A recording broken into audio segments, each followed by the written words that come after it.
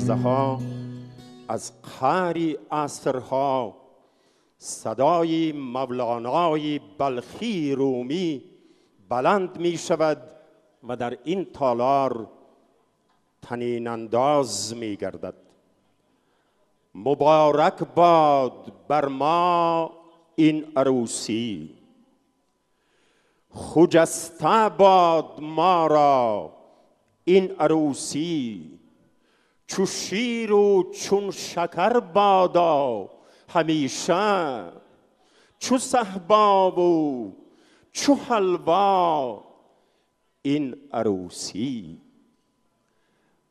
رستم جان، آرزو می کنم که خانه زندگیتان مثل این تالار روشن باشد، راه زندگیتان مثل پیراهن عروستان سبسفید باشد و با آرزوی آشیانی بلند چند مصرع شعری قهرمان تاجیکستان استاد مرزا ترسنزاده را برای اهل این محفل قرائت می کنم.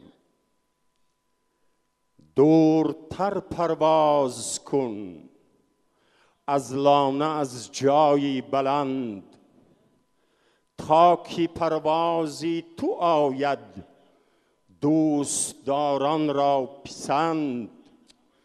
تا به سویت چشم حیرت دوخته گوید وطن، ای خوشا گشت است فرزندی عزیزم ارجمند.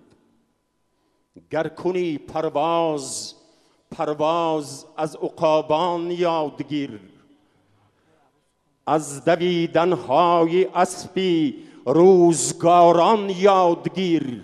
خواه گریی خواه خندی چون بهاران سبز باش، چنگ ره را شستن از باران نیسان یادگیر.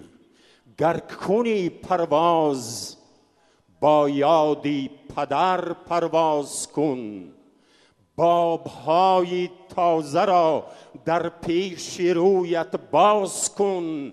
گلخنی را که پدرها در رهت افروختند، مشعلی تابنده دستان پر ایجاز کن. آشیان گرمی گذاری در دل انسان گذار، از ره مهر و وفا و عهدی بی پایان گذار. نیست چون که هیچ چیزی از دل انسان بلند، آشیانی مهر خود در مغزی جان گذار.